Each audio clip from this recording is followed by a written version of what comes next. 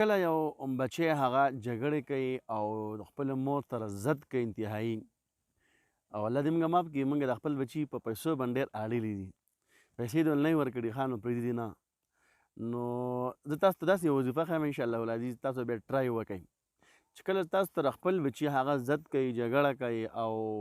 په چپلو مو ولیي کله کله په کاڼو مو ولیي که نه نو اسانه وظیفه ده خو دا عمل به تاسو انشاءالله العزیز روزانه کوئ انشاءالله العزیز الله فضل سره دغه بچی به چې مخکې څومره لویږي دا به تابعدار جوړیږي د قرآن مجید یو آیات مبارکه دی